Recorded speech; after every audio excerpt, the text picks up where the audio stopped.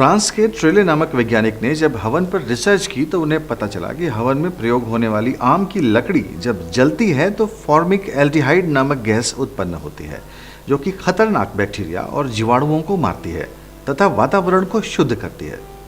इस रिसर्च के बाद ही वैज्ञानिकों को इस गैस और इसे बनाने के तरीके का पता चला।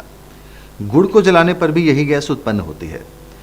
टॉटिक नामक वैज्ञानिक ने हवन पर की गई अपनी रिसर्च में ये पाया कि यदि आधे घंटे हवन में बैठा जाए अथवा हवन के धुएं से शरीर का संपर्क हो तो टाइफाइड जैसे खतरनाक रोग फैलाने वाले जीवाणु भी मर जाते हैं और शरीर शुद्ध हो जाता है। हवन की महत्ता देखते हुए राष्ट्रीय वनस्पति अनुसंधान संस्थान लखनऊ के वैज्ञानिकों ने भी इस पर एक रिसर्च की। क्या वाकई हवन से वातावरण शुद्ध होता है और जीवाणु नाश होता है अथवा नहीं? उन्होंने ग्रंथों में वर्णित हवन सामग्री जुटाई और जलाने पर पाया कि ये विषाणु नाश करती है।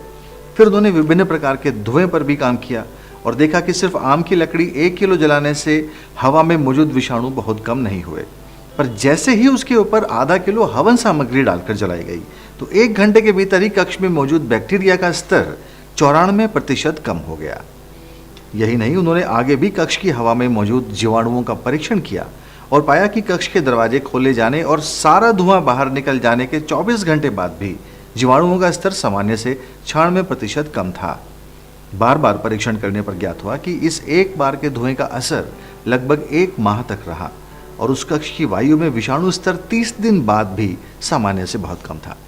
यह रिपोर्ट एथनोफार्माकोलॉजी के शोध पत्र रिसर्च जर्नल ऑफ एथनोफार्माकोलॉजी में भी दिसंबर 2007 में छप चुकी है।